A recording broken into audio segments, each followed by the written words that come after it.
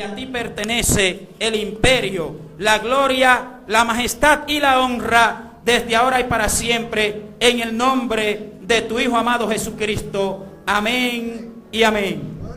Gloria sea al Señor. Puede sentarse. Alabado sea el nombre del Señor, el Dios Todopoderoso. Dios merece toda gloria y toda honra y toda alabanza. Dios merece toda pleitesía y toda adoración. Amados, queremos compartir con todos ustedes bajo el tema titulado ¿Cómo llegar a desarrollar un matrimonio estable y fructífero? ¿Cómo llegar a desarrollar un matrimonio estable y fructífero? Y durante el desarrollo de esta breve exposición, nosotros queremos que usted preste la mayor de las atenciones a la palabra de Dios. El objetivo al preparar este tema es el siguiente: analizar algunos consejos prácticos que la Biblia contiene respecto al matrimonio, los cuales, si los aplicamos a nuestra vida conyugal, nos darán como resultado una vida matrimonial estable, fuerte y saludable. Y podemos decir, a modo de introducción, que Dios en las páginas de su libro, la Biblia, nos da la guía que necesitamos poner en práctica si queremos desarrollar un matrimonio fructífero. Por supuesto, esto no implica la ausencia de problemas o dificultades, sino un medio para confrontarlas y salir victoriosos. Durante el transcurso de esta exposición, muy breve por cierto, estaremos analizando los siguientes puntos, siempre teniendo la Biblia como base o fundamento para ello. 1. El matrimonio original no era cosa de dos, sino de dos convertidos en uno. 2. La mujer es vista por Dios como una ayuda idónea para el hombre. 3. Como esposo debes reconocer que la mujer es como vaso frágil y en consecuencia, como tal, debe ser tratada. 4. El mejor adorno de la mujer es un corazón manso, humilde. Y 5. Aplicando la guía de Dios en nuestro matrimonio. Creo que ha quedado bastante claro el objetivo. Creo que ha quedado bastante claro qué queremos desarrollar basándonos en la palabra, basándonos en la Biblia.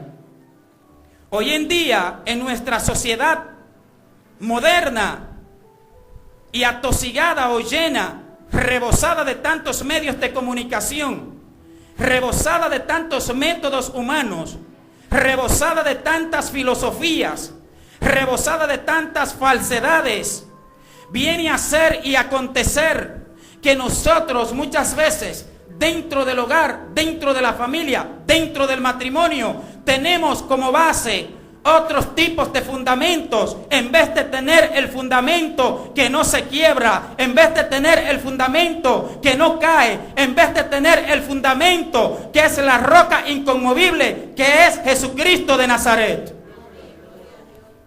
Y he venido en esta noche a tratar este tema con ustedes, porque fue el tema que Dios puso en mi mente.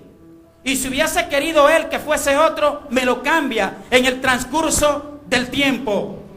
Y he venido también a tratarlo desde el punto de vista bíblico. Por lo tanto, quiero que usted escuche atentamente y quiero que usted sepa también que si usted se hace rebelde a las palabras que usted va a escuchar, usted no se está haciendo rebelde a mí, sino que se está haciendo rebelde a Dios.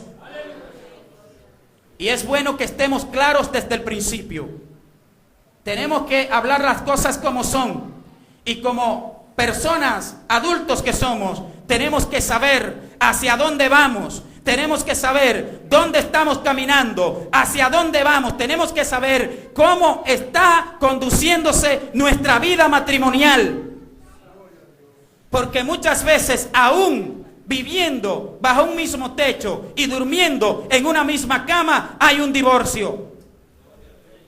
Porque no se aceptan mutuamente.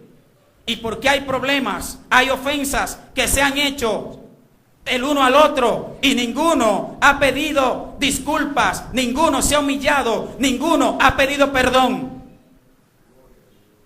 Y muchas veces reprendemos mucho al diablo de los demonios, pero descuidamos una base fundamental en el caso del principio bíblico, es la legalidad espiritual. ¿Qué significa? Significa que si usted no se ajusta o yo no me ajusto a los dictámenes que Dios ha establecido en su palabra, entonces automáticamente, aunque usted ayune, aunque usted ore, aunque usted vigile, aunque usted hable lenguas, usted le va a abrir puertas legales al diablo en su vida y en su matrimonio, en su casa, en su hogar.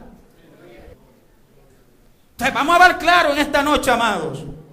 Vamos a dejarnos de juegos, vamos a dejarnos de chistes y vamos a hablar claro conforme a la palabra. Y después que hablemos claros conforme a la palabra, usted mismo se va a hacer un autodiagnóstico y usted mismo va a decidir y va a determinar en qué punto usted está en su matrimonio.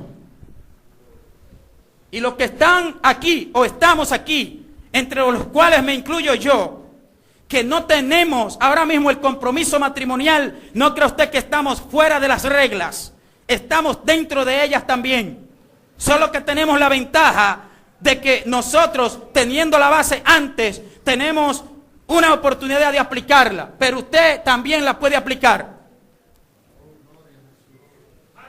Inmediatamente procedamos a desarrollar los puntos nombrados anteriormente. Punto 1. El matrimonio original no era cosa de dos, sino de dos convertidos en uno. Pero bueno, ¿qué es lo que pasa ahí? No era cosa de dos, sino de dos convertidos en uno. ¿Sabe qué significa eso, amado hermano? Que usted y su esposo, y usted y su esposa, no son dos, sino uno. La palabra del Señor nos dice en el libro de Génesis, en el capítulo 2, versículos 23 y 24, lo siguiente, en la versión, la Biblia de las Américas. Y el hombre dijo, esta es ahora hueso de mis huesos y carne de mi carne. Ella será llamada mujer porque del hombre fue tomada. Por tanto, el hombre dejará a su padre y a su madre y se unirá a su mujer y serán una sola carne. Por lo tanto, no eran dos, sino dos que Dios convirtió en uno.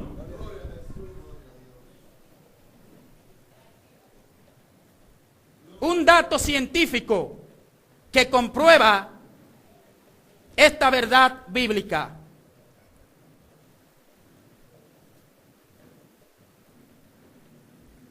Cito, Salud y Sexualidad, el Nuevo Diario, domingo 16 de febrero de 2003, Managua, Nicaragua.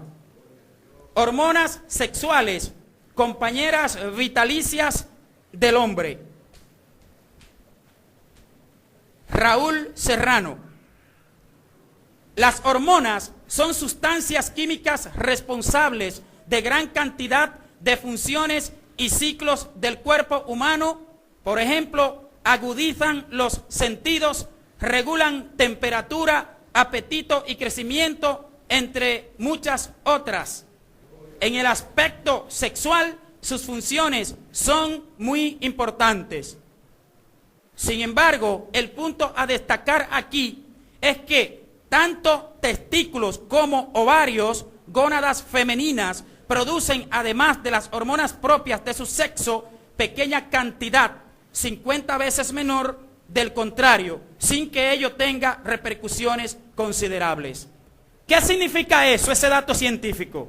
Significa que el hombre, además de las hormonas masculinas, que son las que más desarrolladas están en el hombre, también produce pequeñas cantidades de hormonas femeninas. y que la mujer, además de las hormonas femeninas, también produce pequeñas cantidades de hormonas masculinas. ¿Y por qué? Porque los dos tienen un mismo origen. Los dos tienen un mismo origen. Por eso el matrimonio no es cosa de dos, sino de dos convertidos en uno.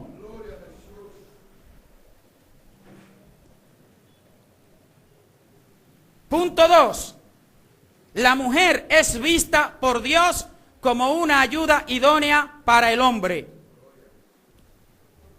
La mujer es vista por Dios como una ayuda idónea para el hombre. Abra sus oídos, porque estas palabras específicas Dios se las dice a la mujer, se las dice a la esposa. ¿Usted entiende? Génesis capítulo 2, versículos 18 hasta el 22 dice lo siguiente: y el Señor Dios dijo, no es bueno que el hombre esté solo, le haré una ayuda idónea. Y el Señor Dios formó de la tierra todo animal del campo y toda ave del cielo, y los trajo al hombre para ver cómo los llamaría. Y como el hombre llamó a cada ser viviente, ese fue su nombre. Y el hombre puso nombre a todo ganado, a todas las aves del cielo y a todas bestias del campo. Mas para Adán no se encontró una ayuda idónea que fuera para él. Entonces el Señor Dios hizo caer un sueño profundo sobre el hombre, y éste se durmió, y Dios tomó una de sus costillas y cerró la carne en su lugar. Y de la costilla que el Señor Dios había tomado del hombre, formó una mujer y la trajo al hombre. Fin de la cita. ¿Qué dijo Dios? No es bueno que el hombre esté solo, le haré ayuda idónea para él. Pregunta, esposo. ¿Dijo Dios, no es bueno que el hombre esté solo, le haré una esclava para él? ¿Dijo Dios que no es bueno que el hombre esté solo, le haré una cocinera para él? ¿Dijo Dios que no es bueno que el hombre esté solo, le haré una mufanga, o no sé cómo usted le llama, para él? Una ayuda idónea.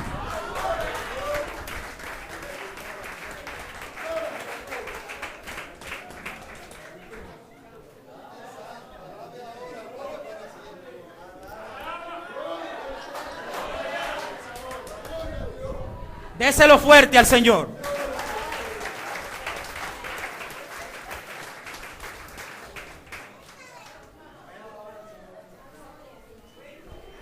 Sin embargo, ahí hay una parte que a mí me gusta en extremo.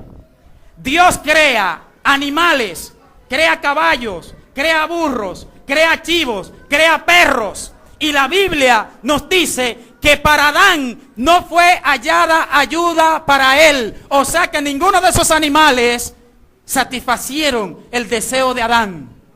Pero cuando Dios hace caer al hombre en un sueño profundo y de una costilla del hombre saca una mujer, cuando Dios le trae la mujer a Adán, Adán dice, tú ves, esta sí, porque esta es hueso de mis huesos y carne de mi carne. Y a mí me gusta mucho eso, amado.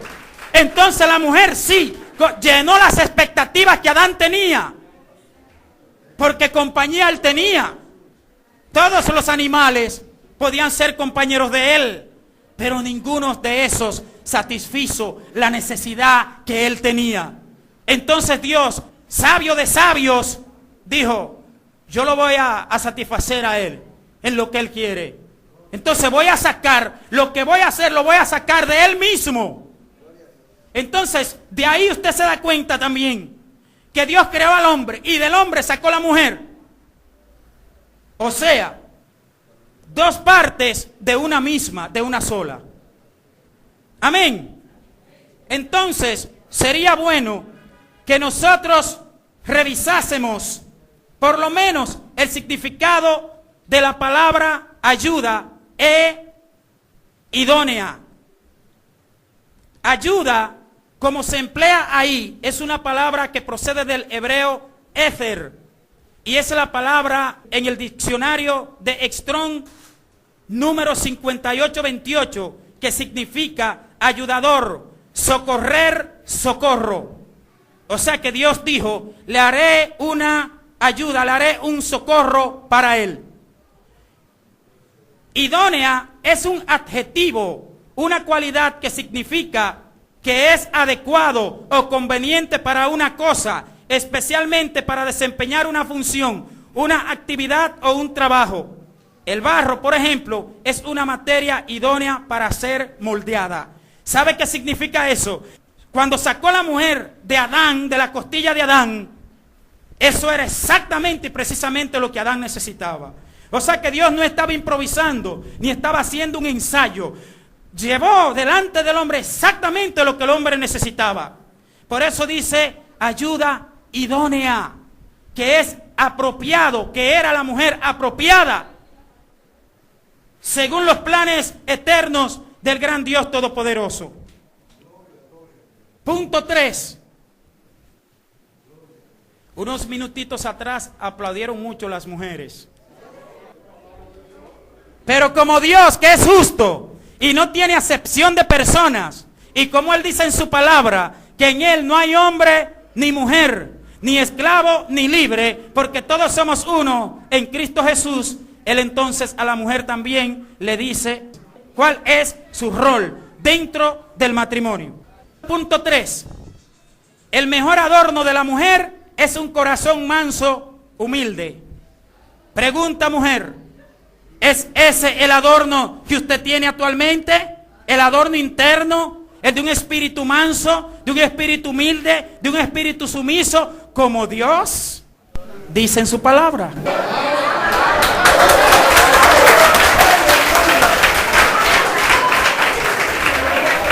Porque si usted es una mujer testaruda, si usted es una mujer mandamás, si usted es una mujer batuta, ley y constitución, entonces usted está violando ese principio.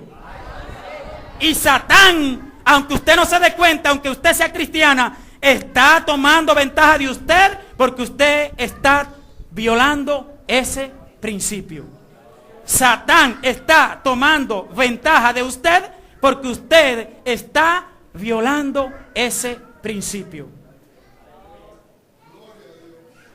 Primera de Pedro capítulo 3, verso 1 en adelante nos dice: asimismo, vosotras, mujeres, estad sujetas a vuestros maridos, de modo que si algunos de ellos son desobedientes a la palabra, puedan ser ganados sin palabra alguna por la conducta de sus mujeres, al observar vuestra conducta casta y respetuosa, y que vuestro adorno no sea externo, peinados ostentosos, joyas de oro o vestidos lujosos, sino que sea el yo interno con el adorno incorruptible de un espíritu tierno, sereno, lo cual es precioso delante de Dios. Termina la cita. Según el diccionario enciclopédico Ivalpe 2004, tierno, tierna, es un adjetivo que significa blando, delicado, flexible y fácil a cualquier presión extraña. En sentido figurado, moderno y de poco tiempo, dícese de la edad de la niñez para explicar su delicadeza y docilidad, propenso al llanto, afectuoso, cariñoso y amable. Dícese de los ojos con una fluxión ligera continua. Mi hermano, óigame bien, como su misma palabra lo dice, la belleza más importante que Dios puso en la mujer es ese espíritu de mansedumbre. Pero ¿qué pasa? Que producto del pecado, ya sabemos lo que aconteció. Entró el pecado, entró Satán y todo se ha desvirtuado. Y hoy en día aparecen mujeres que son capaces de decirle al hombre: ¿dónde tú estabas? Fulano, búscame la correa. Venga, hínquese ahí que le voy a dar una pela. Han habido casos de hombres que han denunciado mujeres por violencia física. Entonces, amados, cuando la mujer pierde esa docilidad que Dios le ha dado, pierde la más importante de las bellezas que Dios le puso. Dios en esta noche está recordándonos a nosotros, a todos, hombres y mujeres, y específicamente a la mujer, que el adorno principal no es el externo, sino el interno, que consiste en la mansedumbre, en la sumisión obediente a su esposo, según como la Biblia lo desglosa. ¿Significa eso que usted no se va a arreglar? Porque puede aparecer alguien que diga, míralo ahí, la Biblia dice que no se pueden arreglar. No significa eso. Significa que no descuides la belleza interna, que es más importante que la externa. Pero también la belleza externa tiene que cuidarla, porque forma parte de la higiene.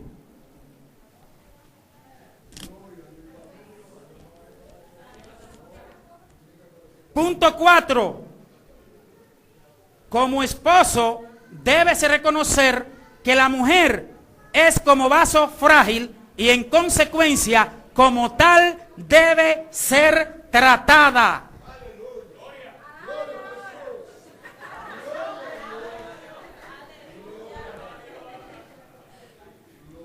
Repito, como esposo, debes reconocer que la mujer es como vaso frágil y en consecuencia, como tal, debe ser tratada. En 1 de Pedro, capítulo 3, versículo 7, Dios le dice al esposo específicamente: y vosotros, maridos, igualmente convivid de manera comprensiva con vuestras mujeres como un vaso más frágil, puesto que es mujer, dándole honor como a coheredera de la gracia de la vida, para que vuestras oraciones no sean estorbadas. Es la versión, la Biblia de las Américas.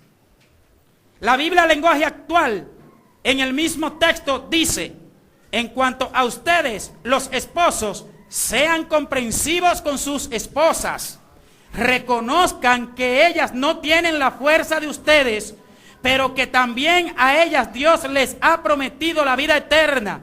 Si ustedes lo hacen así, Dios escuchará sus oraciones. Traducción del lenguaje actual. En la Reina Valera, en la última parte dice que trate a la mujer como vaso más frágil, como a coheredera de la gracia de la vida, para que tus oraciones no tengan estorbos. ¿Sabe qué significa eso, esposo? Que cuando tú estás violando ese principio, Satanás en el mundo espiritual puede presentar una evidencia en tu contra. Alabe, esposo, alabe. Es el mismo Dios que dijo lo que le dijo a la mujer anteriormente. Y es el mismo autor que le está diciendo al esposo también.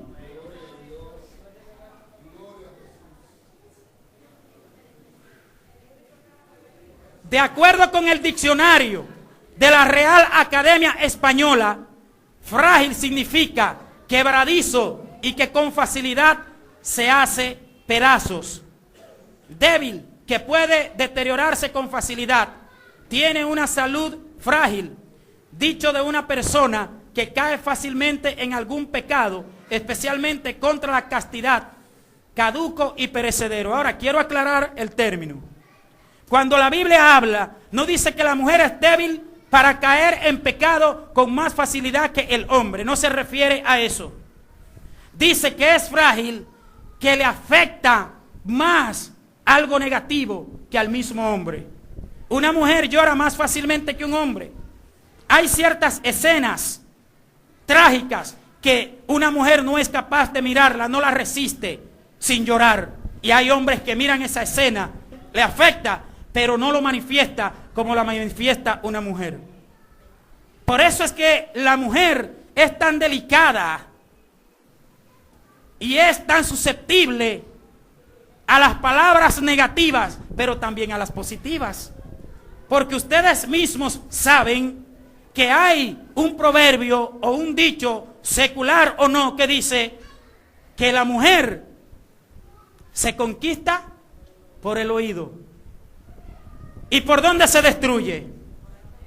Por el oído, por las palabras destructivas también. Entonces tenemos que comprender eso. Hay que tratarla con mansedumbre a la mujer. Y es peligroso eso, amado, porque tanto la mujer como el hombre es creada por Dios, pertenece a Dios. Y oiga esto, lo serio que es eso, cuando usted se para en un altar y dice y jura estar unido a esa mujer hasta que la muerte los separe, usted está asumiendo un compromiso con una hija de Dios. Y si usted trata mal a esa mujer, usted un día le va a dar cuenta a Dios por su hija. Y Dios le va a decir, mira, yo quiero que tú me des cuentas a mí. ¿Por qué tú trataste a mi hija, por la cual yo morí en la cruz del Calvario, igual que por ti? ¿Por qué tú la tratabas y la trataste así? Porque no es cualquier cosa, es que es algo que es propiedad de Dios. Porque está escrito en Ezequiel capítulo 18 que todas las almas son de Dios. Entonces, si Dios le ha permitido a usted esa esposa, o usted ha decidido de mutuo acuerdo unirse con ella, usted tiene una responsabilidad delante de los hombres, pero la responsabilidad más peligrosa, más firme, es la responsabilidad que tiene delante de Dios. Así que hay que tener cuidado, porque hay que tratarla con mansedumbre, como vaso más frágil, como coheredera de la gracia de la vida. ¿Qué significa coheredera? También la mujer es salva. También Cristo derramó su sangre en la cruz del Calvario por la mujer, lo mismo que por el hombre. ¿Usted entiende? Entonces tenemos que ser sabios, según Dios, porque Satán puede aprovechar esas circunstancias y hacer que usted, como esposo, hiera a su esposa con palabras, que las palabras laceran más que un cuchillo afilado y afectan más muchas veces que un golpe físico. Usted está prestando atención, esposo, a lo que Dios dice en su palabra, ¿verdad? Gloria a Dios. Gloria al Señor. Punto 5 y último punto. Comparación entre el trato de Cristo y la iglesia y el trato entre un esposo y una esposa. Óigame bien, hermano, abra los oídos, porque es más peligroso esto que la parte anterior. Mucho más peligrosa y delicada y comprometedora. Cuando hablamos de peligroso, estamos hablando en el sentido positivo, en cuanto a la firmeza, la responsabilidad, lo que significa delante de Dios. ¿Cuál es el punto? Comparación del trato entre Cristo y la iglesia y el trato de un esposo con su esposa. Efesios capítulo 5, versículos 21 en adelante. Ustedes que honran a Cristo deben sujetarse los unos a los otros. Las esposas deben sujetarse a sus esposos, así como lo hacen con Cristo, porque el esposo es cabeza de su esposa, así como Cristo es cabeza de su iglesia y también su Salvador. Cristo es la cabeza y la iglesia es el cuerpo. Por eso, la esposa debe sujetarse a su esposo en todo, así como la iglesia se sujeta a Cristo. Los esposos deben amar a sus esposas, así como Cristo amó a la iglesia y dio su vida por ella. Lo hizo para hacerla solo suya, limpiándola por medio de su mensaje y del bautismo. Cristo quiso regalarse a sí mismo una iglesia gloriosa, apartada del mal y perfecta, con un vestido sin una sola arruga, ni una sola mancha, ni nada parecido. Sigue diciendo el verso 8. El versículo 28 dice: el esposo debe amar a su esposa, así como ama su propio cuerpo. ¿Usted escuchó, esposo? el hombre que ama a su esposa se ama a sí mismo. Y esto viene en concordancia con lo que dice Génesis 2:24, que deja al hombre a su padre y a su madre y se une a su mujer y los dos serán una sola carne. Porque para Dios cuando se unen ya no son dos, sino uno. Por lo tanto, debes amar, dice Dios, a la esposa exactamente como te amas a ti mismo. Eso dice la Biblia. Porque nadie desprecia su propio cuerpo. Al contrario, lo alimenta y lo cuida del mismo modo que Cristo cuida a la iglesia. En realidad, cada uno de nosotros forma parte de la iglesia, que es el cuerpo de Cristo, dice la Biblia. Por eso el hombre deja a su padre y a su madre y se une a su mujer para formar un solo cuerpo. De nuevo en Efesios capítulo 5, versículo 31, repite lo de Génesis capítulo 2, versículo 24, que no son dos, sino uno. Verso 32, esa es una verdad muy grande y yo la uso para hablar de Cristo y de la iglesia. En todo caso, el esposo debe amar a su esposa como si se tratara de sí mismo y la esposa debe respetar a su esposo. Termina la cita. He leído en la traducción al lenguaje actual. Usted captó lo que Dios dice en Efesios capítulo 5, versículos 21 hasta el 33, tanto esposo como esposa. Dice que el esposo debe amar a la esposa como Cristo amó la iglesia. Pregunta, esposo, ¿Cristo trata a la iglesia como si fuera un verdugo? ¿Cristo trata a la iglesia como si fuera él el macho y la iglesia la hembra, la sumisa, la dócil, la que tiene que estar sometida a él en el sentido negativo? Cristo amó tanto la iglesia que despreció su vida, derramó su sangre en la cruz del Calvario para salvar la vida de la humanidad, para tener una iglesia santa, sin manchas y sin arrugas, hablando en el sentido espiritual. Entonces, ¿de dónde viene esta cosa diabólica de machismo y de feminismo? De que la mujer dice, yo no me voy a someter a hombre. Y el hombre dice, mire, usted tiene que estar por debajo de mí, porque el hombre de aquí soy yo. Esto es diabólico, esto viene del pecado. Esto no tiene ni sombra de verdad conforme a la luz de la palabra del Señor. Entonces, esto no es un asunto de psicología. Esto no es un asunto de motivación. Esto no es un asunto de ir a un psicólogo de pareja. Es un asunto de mirar en la palabra y tomar los principios que Dios ha establecido en su palabra, bajo los cuales nosotros debemos vivir si vamos a vivir una vida de agrado delante del Señor. Satanás, ni tonto ni perezoso, se aprovecha de nuestra ignorancia muchas veces. Y hay ocasiones que es el diablo mismo que está en su hogar y usted no se da cuenta. Y usted no se está dando cuenta que Satán lo está empleando a usted o a ustedes para lograr un propósito. Solo que lo hace desde la plataforma escondida, oculta, desde el mundo invisible, el mundo espiritual.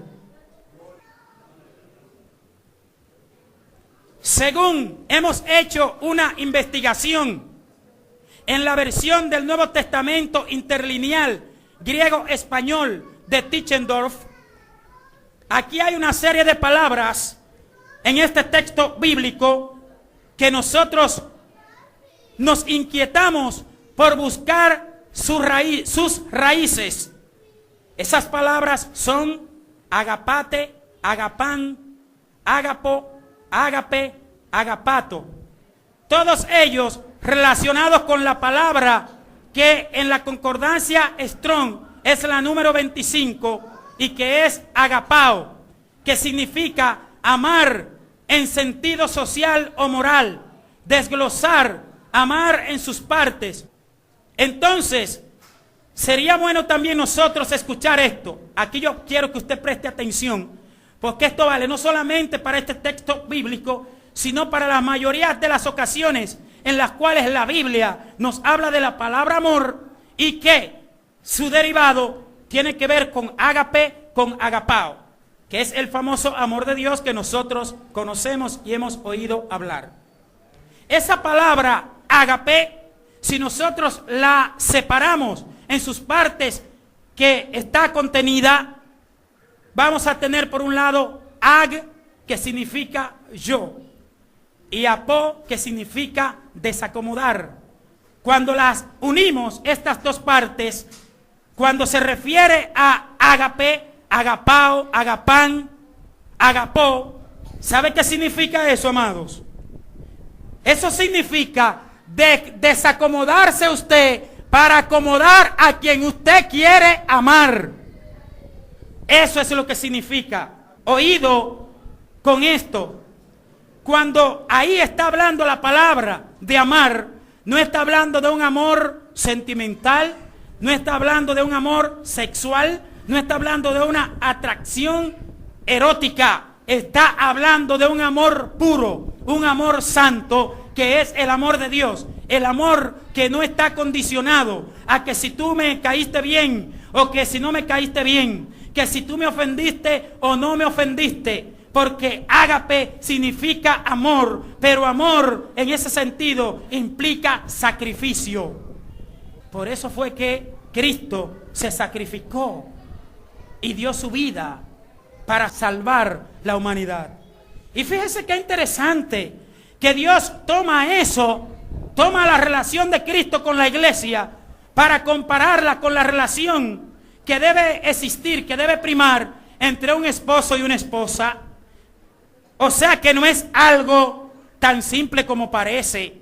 Cuando Dios le dice ahí en todos esos versículos que ame a la mujer como Cristo amó a la iglesia, significa que sea considerado, significa que estés dispuesto a sacrificarte por ella, porque eso fue lo que Cristo hizo por la iglesia, que se sacrificó. ¿Ves que es diferente? No es una interpretación psicológica, ni siquiera una interpretación científica. Es una interpretación bíblica y espiritual, según el Espíritu. Entonces, con esa muchachita con cuerpo de guitarra que tú te casaste cuando tenía 15 años, que tú te comprometiste delante de los hombres y delante de Dios, hasta que la muerte los separe, tú no puedes estar pensando en mirar a otra mujer ya, que a ti te parezca que se ve mejor que la tuya. ¿Por qué digo que te parezca? Porque según Dios, nunca ninguna mujer que tú mires delante de Dios, a ti te debe parecer mejor que la tuya, que es tu esposa. Nunca. Entonces por eso digo que a ti te parece. Y te lo voy a decir más claro para que tú no digas que un día se predicó de eso y tú quedaste confuso. Tú debes saber que los espíritus de metresa, los íncubos y los súcubos, que son los demonios de inmoralidad sexual, que son los demonios de seducción, son los demonios que hacen que tú veas a un hombre o una mujer más bello de lo que es, para que tú seas atraído y para que tú caigas en un pecado sexual, sea adulterio o sea fornicación. O sea que si tú no lo sabías, si tú intentas hacer eso, si no hay un demonio todavía, ten por cierto que si tú no detienes tus pies antes o a tiempo, va a venir el demonio, va a tomar cuerpo y entonces viene el desastre. Hay que decirle al pan, pan y al vino, vino. Esto no es de que no, que yo vi una mujer, esa mujer sí se ve bien. No, si tú estás mirando a esa mujer y tú dices que se ve bien y esa mujer no es tu esposa, hay problema en ti ahí. O hay un demonio o tú estás llamando a un demonio. Porque va a venir, seguro que va a venir. ¿Usted entiende? Hay que ser claro, amado. Pero también la mujer también. Tenga cuidado porque a veces, no, que el hombre y la mujer. Y las hormonas sexuales de la mujer, ¿dónde las dejamos? Alborotadas, igual que las del hombre también. Y dice Mateo capítulo 5, versículos 27 en adelante, hombre, que el que mira a una mujer para codiciarla, ya adulteró con ella en su corazón. ¿Sabe qué significa eso? Que si tú la viste y la deseaste, no necesariamente tienes que tener un contacto con ella. Ya para Dios, tú has adulterado, porque en tu corazón tú la has deseado. Mateo capítulo 5, versículos 27 y 28. Tengamos cuidado, porque muchas veces nosotros estamos viviendo en el aire. Y le voy a decir a los jóvenes, voy a aprovechar. Amado, tú sabes, joven, cómo Satanás te invita a ti para que tú formes parte de su club de inmoralidad sexual a través de la pornografía, a través de una fotografía, a través de una revista, a través del Facebook, a través del Twitter, a través de la televisión, a través de un amiguito, a través de una amiguita, a través del chateo. Del chateo, el chatear.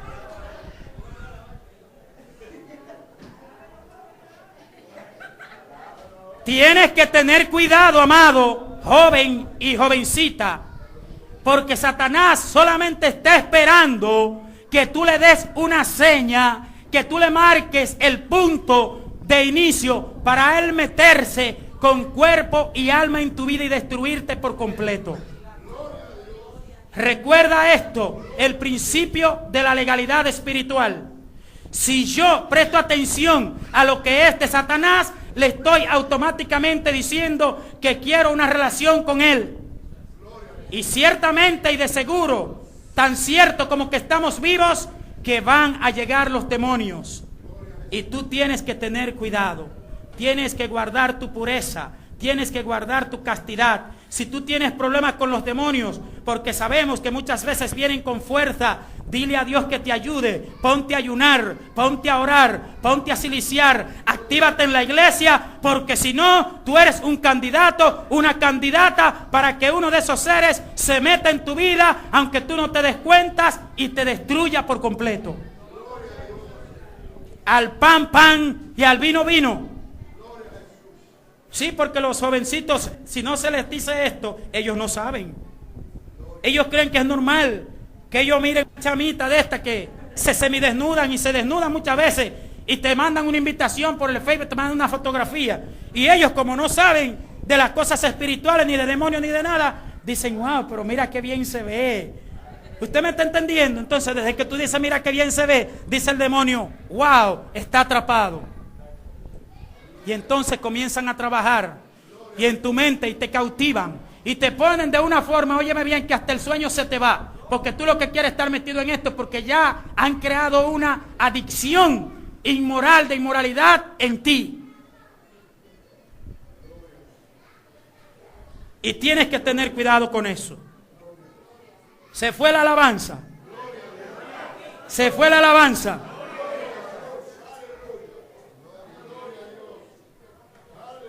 Según el diccionario de Strong, sujetarse, cuando dice que la esposa se sujete al esposo, proviene de la palabra Strong 5293, que en griego es una palabra que se escribe hupotazo y que significa obedecer, subordinar, sujetar, sumiso, sometido. Pero debes entender que cuando Dios dice que se sujete al esposo, es en el sentido positivo. No es que tú vas a decir, bueno, Dios dice en su palabra que usted tiene que someterse a mí. Y tú vas a tratar y a manejar eso, a darle un uso a eso, como si tú fueras un déspota, como si tú fueras un Trujillo o un Hitler. No, es en el sentido como la iglesia se sujeta a Jesucristo. ¿Cómo nos sujetamos nosotros como iglesia a Jesucristo? Por amor. Por amor. Porque nos agrada obedecerle. Porque queremos tener una relación apacible, suave, buena, fructífera con Él. Entonces, esposa, así es que Dios te dice que te sometas, que te sujetes a tu esposo. Y usted, jovencita que está aquí también, que aunque no esté casada, pero usted tiene una ventaja frente a muchas que están casadas ya, porque posiblemente si hubiesen escuchado tal vez alguna ayuda de parte de Dios antes de casarse, posiblemente se hubiesen evitado tantas amarguras y sinsabores que han tenido que atravesar. Pero usted tiene la oportunidad de no pasar por eso mismo. Para terminar, quiero que usted se ponga de pie, por favor. Póngase de pie.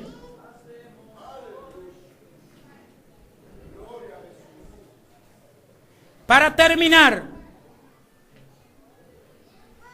como conclusión decimos, si nosotros, tanto el esposo como la esposa, dejamos que las normas contenidas en la palabra de Dios dirijan el transcurrir de nuestra relación matrimonial, con toda seguridad tendremos matrimonios fuertes. Para ello es necesario que cada una de las partes cumpla con la tarea correspondiente que Dios le ha designado. La violencia, sea psicológica o física, la lucha entre géneros, el machismo y feminismo, el orgullo, entre otros, no son más que medios que facilitarían oportunidades al enemigo para destruir la armonía en el hogar. Todo matrimonio, cristiano o no, está sujeto a los problemas comunes de la raza humana. La diferencia está en cómo los enfrentamos, es decir, cómo hacemos frente a esos problemas. Si queremos salir victoriosos y que nuestros hogares sean fructíferos, necesitamos matrimonios estables, y esto se alcanza cuando colocamos a Dios como nuestro faro en este camino que podemos llamar vida matrimonial. Amén y amén. Dios les bendiga rica y abundantemente.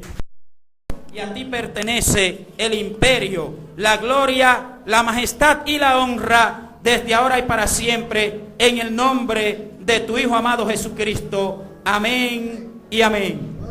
Gloria sea al Señor. Puede sentarse. Alabado sea el nombre del Señor, el Dios Todopoderoso. Dios merece toda gloria y toda honra y toda alabanza. Dios merece toda pleitesía y toda adoración. Amados, queremos compartir con todos ustedes bajo el tema titulado ¿Cómo llegar a desarrollar un matrimonio estable y fructífero? ¿Cómo llegar a desarrollar un matrimonio estable y fructífero? Y durante el desarrollo de esta breve exposición, nosotros queremos que usted preste la mayor de las atenciones a la palabra de Dios. El objetivo al preparar este tema es el siguiente: analizar algunos consejos prácticos que la Biblia contiene respecto al matrimonio, los cuales, si los aplicamos a nuestra vida conyugal, nos darán como resultado una vida matrimonial estable, fuerte y saludable. Y podemos decir, a modo de introducción, ¿hacia dónde vamos? Tenemos que saber cómo está conduciéndose nuestra vida matrimonial. Porque muchas veces, aún viviendo bajo un mismo techo y durmiendo en una misma cama, hay un divorcio. Porque no se aceptan mutuamente y porque hay problemas, hay ofensas que se han hecho el uno al otro y ninguno ha pedido disculpas, ninguno se ha humillado, ninguno ha pedido perdón. Y muchas veces reprendemos mucho al diablo de los demonios, pero descuidamos una base fundamental en el caso del principio bíblico, es la legalidad. La legalidad espiritual. ¿Qué significa? Significa que si usted no se ajusta, o yo no me ajusto a los dictámenes que Dios ha establecido en su palabra, entonces automáticamente, aunque usted ayune, aunque usted ore, aunque usted vigile, aunque usted hable lenguas, usted le va a abrir puertas legales al diablo en su vida y en su matrimonio, en su casa, en su hogar. Entonces vamos a ver claro en esta noche, amados. Vamos a dejarnos de juegos. Vamos a dejarnos de chistes y vamos a hablar claro conforme a la palabra. Y después que hablemos claros conforme a la palabra, usted mismo se va a hacer un autodiagnóstico y usted mismo va a decidir y va a determinar en qué punto usted está en su matrimonio. Y los que están aquí o estamos aquí, entre los cuales me incluyo yo, que no tenemos ahora mismo el compromiso matrimonial, no cree usted que estamos fuera de las reglas. Estamos dentro de ellas también. Solo que tenemos la ventaja de que nosotros, teniendo la base antes, tenemos una oportunidad de aplicarla, pero usted también la puede aplicar. Inmediatamente procedamos a desarrollar los puntos nombrados anteriormente. Punto 1.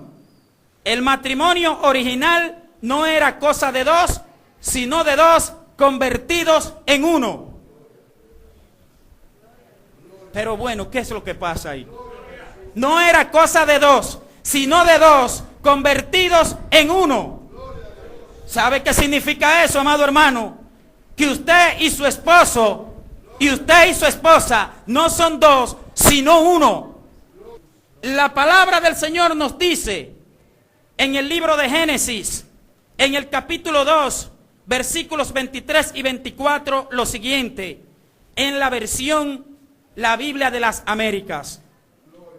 Y el hombre dijo: esta es ahora hueso de mis huesos y carne de mi carne. Ella será llamada mujer porque del hombre fue tomada. Por tanto, el hombre dejará a su padre y a su madre, eterna y atosigada o llena, rebosada de tantos medios de comunicación, rebosada de tantos métodos humanos, rebosada de tantas filosofías, rebosada de tantas falsedades, viene a ser y acontecer que nosotros muchas veces dentro del hogar, dentro de la familia, dentro del matrimonio, tenemos como base otros tipos de fundamentos, en vez de tener el fundamento que no se quiebra, en vez de tener el fundamento que no cae, en vez de tener el fundamento que es la roca inconmovible, que es Jesucristo de Nazaret. Y he venido en esta noche a tratar este tema con ustedes, porque fue el tema que Dios puso en mi mente. Y si hubiese querido Él que fuese otro, me lo cambia en el transcurso del tiempo. Y he venido también a tratarlo desde el punto de vista bíblico. Por lo tanto, quiero que usted escuche atentamente. Y quiero que usted sepa también que si usted se hace rebelde a las palabras que usted va a escuchar, usted no se está haciendo rebelde a mí, sino que se está haciendo rebelde a Dios. Y es bueno que estemos claros desde el principio. Tenemos que hablar las cosas como son. Y como personas, adultos que somos, tenemos que saber hacia dónde vamos. Tenemos que saber dónde estamos caminando. Que Dios, en las páginas de su libro, la Biblia, nos da la guía que necesitamos poner en práctica si queremos desarrollar un matrimonio fructífero. Por supuesto, esto no implica la ausencia de problemas o dificultades, sino un medio para confrontarlas y salir victoriosos. Durante el transcurso de esta exposición, muy breve por cierto, estaremos analizando los siguientes puntos, siempre teniendo la Biblia como base o fundamento para ello. 1. El matrimonio original no era cosa de dos, sino de dos convertidos en uno. 2. La mujer es vista por Dios como una ayuda idónea para el hombre. 3. Como esposo debes reconocer que la mujer es como vaso frágil y en consecuencia, como tal, debe ser tratada. 4. El mejor adorno de la mujer es un corazón manso, humilde. Y 5. Aplicando la guía de Dios en nuestro matrimonio. Creo que ha quedado bastante claro el objetivo. Creo que ha quedado bastante claro qué queremos desarrollar basándonos en la palabra, basándonos en la Biblia. Hoy en día, en nuestra sociedad moderna,